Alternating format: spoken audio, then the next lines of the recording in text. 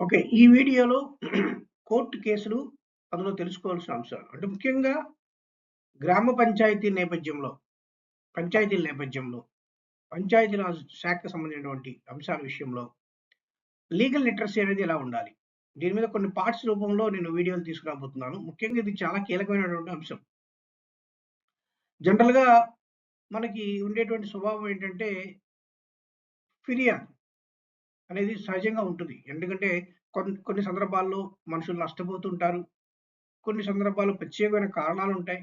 రాజకీయపరమైన కారణాలు, సాంఘికపరమైన కారణాలు, ఆర్థికపరమైన కారణాలు, అనేక రకమైన అంశాలుంటాయి. వీటన్నిటి నేపథ్యంలో ఇవన్నీ ఎక్కువగా ఉండేటువంటి ముఖ్యంగా పంచాయతీరాజ్ లాంటి వ్యవస్థలు. అంటే ప్రజలతో ఉండేటువంటి ఎక్కువగా కలిసి ఉండేటువంటి క్షేత్రస్థాయిలో ప్రజలతో ఎక్కువగా కలిసి పనిచేసేటువంటి శాఖగా మన పంచాయతీరాజ్ చెప్పుకోవచ్చు. సో, కాబట్టి ఖచ్చితంగా పంచాయతీరాజ్ మీద ఈ కోర్టు కేసులకు సంబంధించినటువంటి అంశాలు చాలా ఎక్కువగా ప్రభావం చూపుతూ ఉంటాయి. కాబట్టి వీటి మీద ఖచ్చితంగా ప్రతి పంచాయతీ ఉద్యోగికి కూడా అవగాహన ఉండాలి. దాన్ని మనం లీగల్ లిటరసీగా తీసుకుంటే కోర్టు పరమైనటువంటి భాష, కోర్టు పరమైనటువంటి అంశాలు, లీగల్ పరమైనటువంటి అంశాలు మన చుట్టూ ఏమున్నాయనే దాని మీద మనం అవగాహన ఏర్పాటు చేసుకోవాల్సిన అవసరం చాలా ఖచ్చితంగా ఉంది. దీని మీద స్పష్టమైనటువంటి ట్రైనింగ్స్ కూడా ఉండాల్సిన అవసరం కూడా చాలా స్పష్టంగా ఉందని నేను అనుకుంటున్నాను. సో, అందులో భాగంగానే ముఖ్యంగా కొన్ని పార్ట్స్ కింద మనం లీగల్ లిటరసీని తెలుసుకుందాం. ఇది పార్ట్ 1. పార్ట్ 1 అంటే ఒక ఇంట్రడక్షన్ అనుకుందాం. అసలు మనకుండేటువంటి పరిజ్ఞానం ఏంటి? మనం ప్రస్తుతం కోర్టు పరంగా లీగల్ అంశాలను ఏ విధంగా ఎదుర్కొంటున్నాము? వాటికి సంబంధించి ఎవరెవరు ఉంటారనే వాటిని మనం ఈ యొక్క ఇంట్రడక్షన్ పార్ట్‌లో భాగంగా మనం చూద్దాం. ఇక్కడ ముఖ్యంగా పంచాయతీకి చెందినటువంటి కోర్టు కేసుల విషయాలు చూస్తే ఇందులో 2 రకాల ఇష్యూస్ ఉంటాయి. ఒకటి పంచాయతీ రాజ్‌కి చెందినటువంటి ఇష్యూస్, 2 గవర్నమెంట్ రిలేటెడ్ ఇష్యూస్ 2 ఉంటాయి. పంచాయతీ రాజ్‌కి చెందిన ఇష్యూస్ అంటే వీటికి స్టాండింగ్ కౌన్సిల్ ద్వారా కౌంటర్ వేయాల్సి ఉంటుంది. అంటే మనం జనరల్‌గా కోర్ట్‌కి మనం ఒక కేసు విషయంలో ఎదుర్కొంటున్నప్పుడు 2 అంశాలు ప్రధానంగా ఉంటాయి. ఒకటి ప్రిలిమినరీ స్టేజ్‌లో మనం ఇన్‌స్ట్రక్షన్స్ ఇస్తూ ఉంటాం. అది బాగుండి కరెక్ట్‌గా ఉంటే దాంతో అది క్లియర్ అయిపోతుంది. లేదంటే మళ్ళీ మనం దాని మీద కౌంటర్ వేయాల్సిన పరిస్థితులుంటాయి. మరి ఈ కౌంటర్స్ మనం ఎయ్యాలంటే ఏ అంశాలకి ఎటువంటి కౌంటర్స్ వేయాలి? అంటే పంచాయతీ రాజ్ చెందినటువంటి ఇష్యూస్ కొన్నుంటాయి. అవి మనం చూద్దాం. ఆ ఇష్యూస్ విషయం మీద మనం ఖచ్చితంగా వాటి మీద ఒక స్టాండింగ్ కౌన్సిల్ అనేది పనిచేస్తూ ఉంటుంది హైకోర్టు పరిధిలో. ఆ స్టాండింగ్ కౌన్సిల్ మెంబర్ ఎవరున్నారో వారి ద్వారా మనం కౌంటర్స్ వేయాల్సి ఉంటుందన్నమాట. ఇకపోతే గవర్నమెంట్ రిలేటెడ్ ఇష్యూస్ ఉంటాయి. అవి కూడా ఏంటో మనం చూద్దాము. వీటికి డైరెక్ట్‌గా కౌంటర్స్ వేయాల్సి ఉంటుంది. ఈ 2 అంశాల మీద మనకు స్పష్టమైనటువంటి అవగాహన ఉండాలి. ఆ కేసులకు సంబంధించిన ఆర్డర్స్ గవర్నమెంట్ లేదా కమిషనర్ గారు ఇస్తే వాటికి గవర్నమెంట్ లీడర్ గారికి అప్పగించడం జరుగుతుందన్నమాట.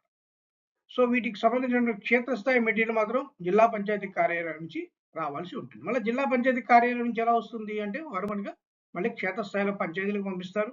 పంచాయతీలు ఖచ్చితమైన సమయాన్ని వాటిని చూసుకొని దానికి తగ్గట్టుగా వెంటనే ఆ మెటీరియల్‌ని జిల్లా పంచాయతీ కార్యాలయానికి పంపించాల్సినటువంటి అవసరం ఉంటుంది. దీని మీద ప్రతి ఒక్కరికి కూడా మనకి అవగాహన ఖచ్చితంగా ఉండాలి.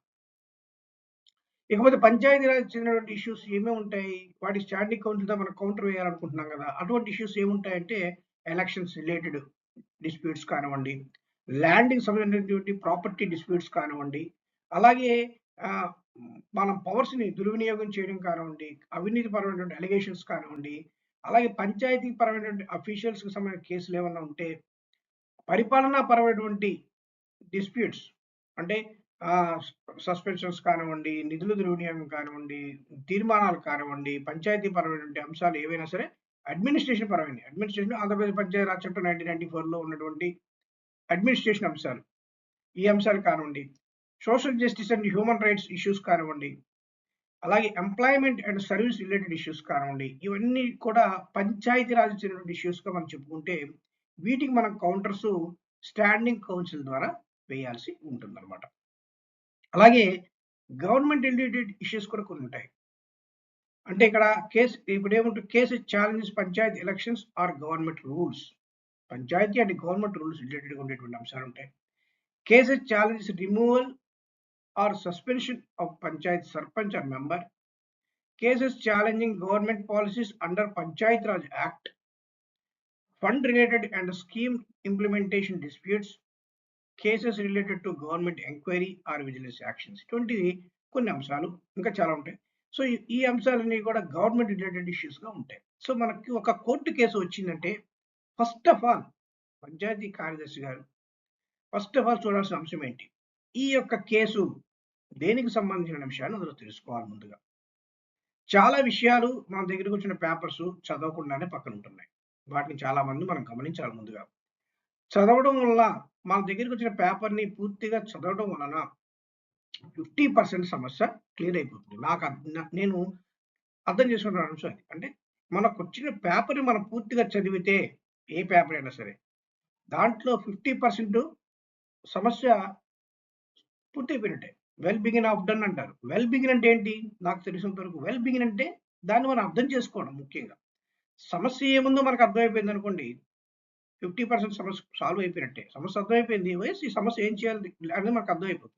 సో, కాబట్టి మన దగ్గర ఉన్నటువంటి కేసులను అది పంచాయతీ రిలేటెడ్ కేసులా, గవర్నమెంట్ రిలేటెడ్ కేసులు అనేవి మనం పూర్తి స్థాయిలో ముందుగా వాటిని ఐడెంటిఫై చేయాల్సి ఉంటుంది. సో, అలా ఐడెంటిఫై చేసిన తర్వాత 2 అంశాలు మనం గమనించాలి. ఒకటి ఇన్‌స్ట్రక్షన్స్, 2 కౌంటర్స్. ఏంటి ఈ 2 మధ్య తేడా అంటే, ఇన్‌స్ట్రక్షన్స్ అంటే ఏంటి? కేసు ప్రిలిమినరీ స్టేజ్‌లో అడుగుతారు. అక్కడ కేసు పడింది.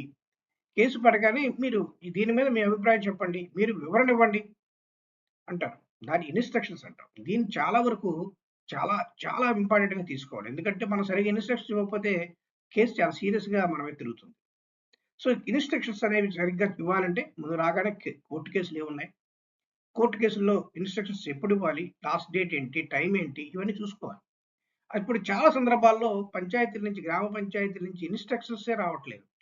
అలా ఇన్‌స్ట్రక్షన్స్ రాకపోవడం వలన చాలా సందర్భాల్లో మన గౌరవ కమిషనర్ గారు పూర్తిగా వీటిని ఆహ్, కోర్ట్ ముందుకు వెళ్ళాల్సిన పరిస్థితులున్నాయి.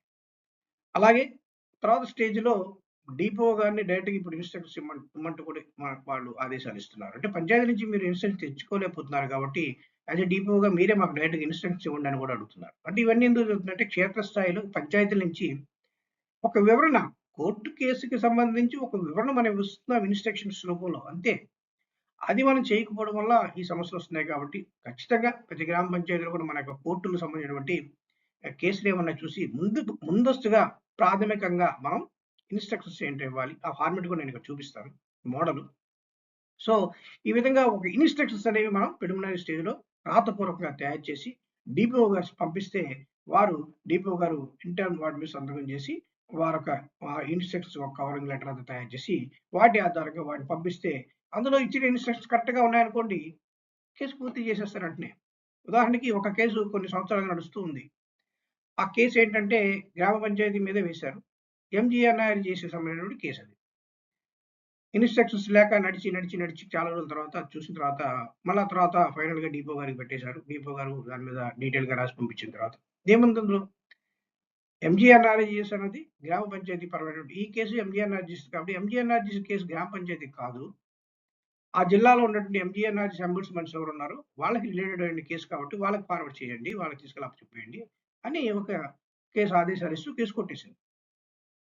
అంటే మన ఇన్‌స్ట్రక్షన్స్ అనేవి ఇవ్వడం వలన ఇలాంటి ఎన్నో కేసులు ఒక క్లారిటీ ప్రాథమికంగానే ఒక క్లారిటీకొచ్చి క్లోజ్ అయిపోతాయి. కానీ అవి చేయకపోవడం కొన్ని వేల కేసులు అలాగే నడుస్తూ ఉన్నాయి.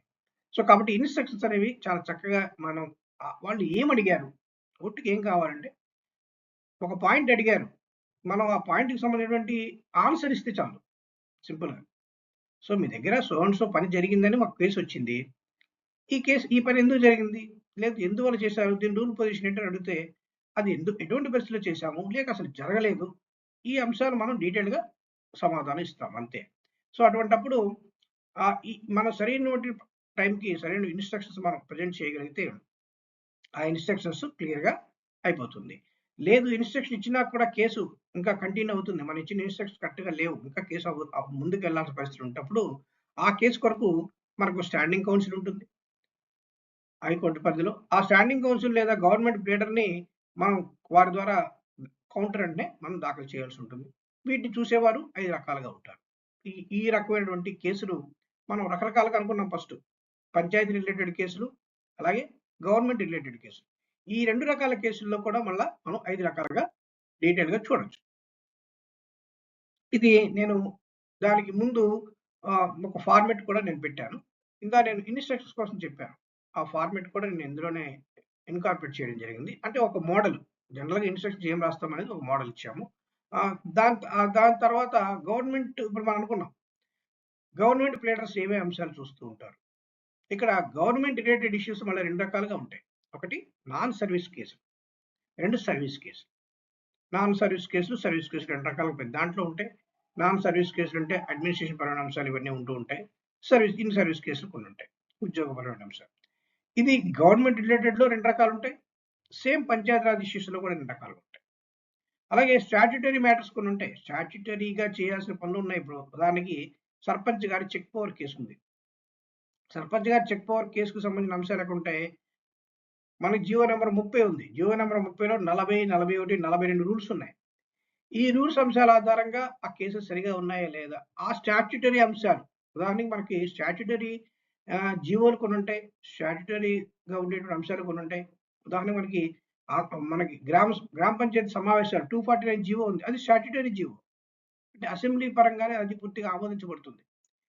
అటువంటి కొన్ని అంశాలు ఉంటాయి. స్టాట్యుటరీ మ్యాటర్స్ కొన్ని ఉంటాయి ఆ రాజ్యాంగంలో. ఇటువంటి వాటిని మనం స్టాట్యుటరీ అనే పేరుతో పిలుస్తుంటాము. సో, స్టాట్యుటరీగా చేసేటువంటి విషయాలలో ఉండేటువంటి కేసులు కొన్ని ప్రత్యేకంగా ఉంటాయి. సో, ఈ విధంగా 5 రకాల కేసులు. ఎందుకు ఇక్కడ చెప్పుకుంటున్నామంటే, ప్రతి దానికి కూడా ఒక గవర్నమెంట్ పేడర్ ఉంటారు. మనం కేసు ఏంటి? మన పంచాయతీలో ఉన్నటువంటి ఒక సర్వీస్ కేసు. దాన్ని మనం ఎవరు అప్రోచ్ అవ్వాలి? పంచాయతీ ఇష్యూస్ ఉన్నటువంటి దాంట్లో సర్వీస్ కేసు ఏ లాయర్ అయితే చూస్తున్నారో గవర్నమెంట్ పేడర్ ఆయన్ని మనం అప్రోచ్ అవ్వాలి. అది చాలా క్లారిటీ. సో, ఈ 5 రకాల కేసులకి 5 రకాల గవర్నమెంట్ పేడర్స్ ఉంటారు. వీరు ప్లస్ మనకున్న స్టాండింగ్ కౌన్సిల్ ఎవరు? వీళ్ళందరి డీటెయిల్స్ కూడా ప్రతి గ్రామ పంచాయతీ దగ్గర ఖచ్చితంగా ఉండాలి. ప్రతి జిల్లా డిపిఓ గారు డిపిఓ ఆఫీస్ నుంచి ఈ 5 అంశాలకు సంబంధించినటువంటి ఎవరున్నారు? వాళ్ళందరూ కూడా ఖచ్చితంగా వాళ్ళ ఫోన్ నంబర్‌లు అవన్నీ కూడా ప్రతి గ్రామ పంచాయతీకి అందజేయగలగాలి. అలాగే ప్రతి గ్రామ పంచాయతీ కూడా ఈ 5 ఫోన్ నంబర్‌లు, కాంటాక్ట్ నంబర్‌లు వీళ్ళతో ఖచ్చితంగా టచ్‌లో ఉంటూ ఏ ఏ రిలేటెడ్ అంశాన్ని ఎవరికి పంపించాలనే విషయాలు క్లియర్‌గా చూసుకోవడం కోసం మనం ఈ స్పష్టత తెచ్చుకోవాలి. ఇకపోతే ఎక్కువగా వస్తున్న కేసులేంటి? చాలా గ్రామ పంచాయతీల్లో ఎక్కువగా వస్తున్న కేసులు ఏంటంటే సస్పెన్షన్స్ ఫస్ట్. 2 చెక్ పవర్, 3 నిధుల దుర్వినియోగం, 4 లేఅవుట్స్ మరియు భవన నిర్మాణాలు, 5 ఎలక్షన్స్. సో, ఈ కోర్టు కేసుల విషయాల్లో వీటి మీద మనకి స్పష్టమైనటువంటి అవగాహన ఉండి తీరాల్సిందే. సస్పెన్షన్స్ అంశాలే ఉంటాయి. ఉదాహరణకి సర్పంచ్ గారి సస్పెన్షన్ కేసు ఉంది. దానికి సెక్షన్ 249 ఉంది. 249 అనే దాన్ని ఉపయోగించి కూడా కొన్ని చోట్ల సస్పెన్షన్ జరిగినాయి.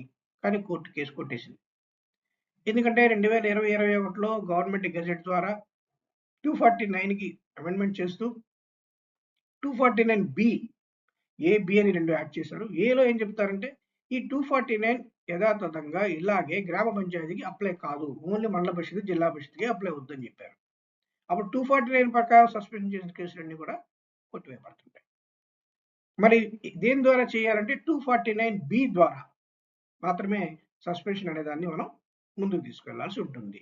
సో, ఇటువంటి అమెండ్మెంట్స్ ఇవన్నీ కూడా మనం ఖచ్చితంగా తెలుసుకోకపోతే కోర్టు కేసులు మనం నడుస్తూనే ఉంటాయి. గ్రామ పంచాయతీకి బాధ్యత ఎక్కువవుతుంది. పని ఒత్తిడి ఎక్కువైపోతుంది దీనివల్ల. డబ్బులు ఖర్చు ఎక్కువవుతుంది. ఇవి ముందుకి సాగి ఫ్లో చేయడం అవకాశం కనిపించదు. అలాగే చెక్ పవర్ అంశాలు ఇందాక నేను చెప్పాను. జీవో నంబర్ 30 ప్రకారం కొన్ని కేసులు చాలా ఉంటాయి.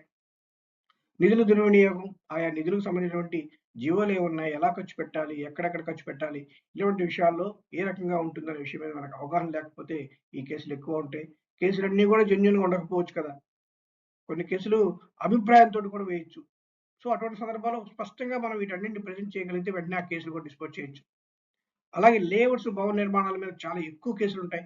వీటి మీద ఖచ్చితంగా మనం అవగాహన కల్పించుకోవడం అనేది లీగల్ లిటరసీలో, గ్రామ పంచాయతీ లీగల్ లిటరసీలో చాలా కీలకమైన అంశంగా భావించాలి. అలాగే ఎలక్షన్స్ పరమైన అంశాలు చాలా సివియర్‌గా ఉంటాయి. సో, ఇటువంటి అంశాలన్నీ కూడా కోర్టు కేసుల విషయంలో ప్రస్తుతం చాలా ఎక్కువగా ఉన్నాయి కాబట్టి, కోర్టు కేసులకు సంబంధించిన ట్రైనింగ్ ఇచ్చే విషయంలో ఈ 5 అంశాలను చాలా మేజర్ పార్ట్ కింద తీసుకోవాల్సిన అవసరం ఉందని నా అభిప్రాయంగా భావిస్తున్నాను. ఇకపోతే రాష్ట్ర ప్రభుత్వం మన కమిషనర్ గారి నేతృత్వంలో ఇటీవల కాలంలో చేసినటువంటి గొప్ప ఇనిషియేషన్ ఏంటంటే, జిల్లా స్థాయిలో కోర్టు కేసులు లీగల్ సెల్. ఎందుకంటే కొన్ని వేల కేసులు కోర్టులో పెండింగ్ ఉంటున్నాయి. ముఖ్యంగా నేను మొదటే అన్నట్టు గ్రామ పంచాయతీల నుంచి వీటి మీద పూర్తిగా ఇన్‌స్ట్రక్షన్సే కాదు. చాలా మంది కేసులు ఏమున్నాయో కూడా తెలియని పరిస్థితి ఉంది. వీటన్నిటి నేపథ్యంలో రాష్ట్ర ప్రభుత్వం మీద ఒత్తిడి ఎక్కువవుతుంది. సో, దాన్ని అధిగమించడం కోసం వారు గొప్ప ఇనిషియేట్ చేస్తూ జిల్లా స్థాయిలో కోర్టు కేసులు లీగల్ సెల్ అనేది ఒకటి ఏర్పాటు చేశారు.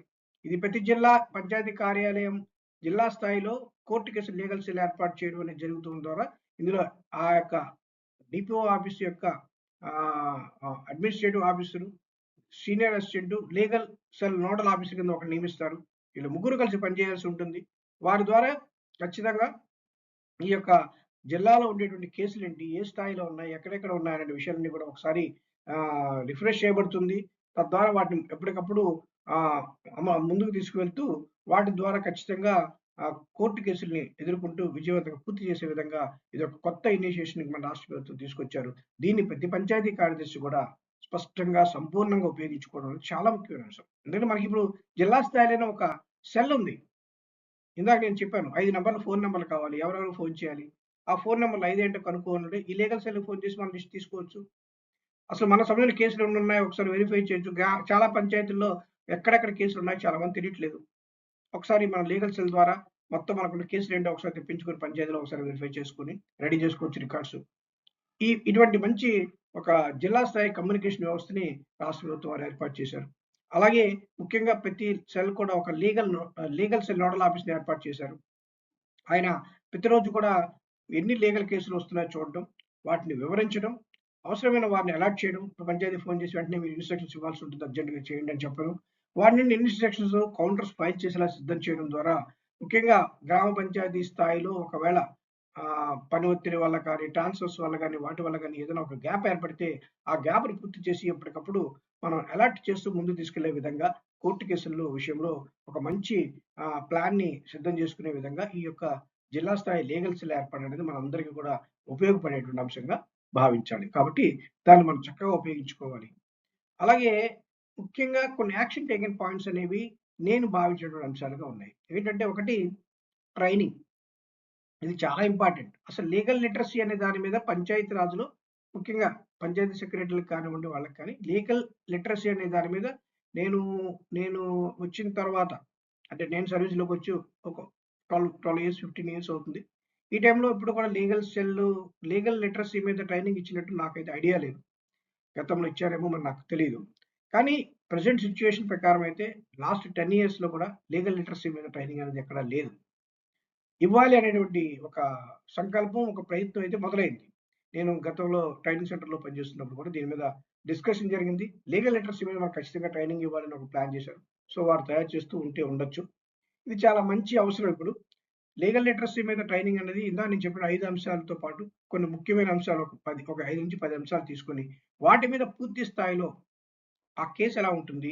ఆ కేస్‌కి ఇన్‌స్ట్రక్షన్స్ ఎలా తయారు చేయాలి? కౌంటర్‌ని ఎలా దాఖలు చేయాలి? ఆయా స్థాయిలో ఎవరెవరు ఉన్నారు?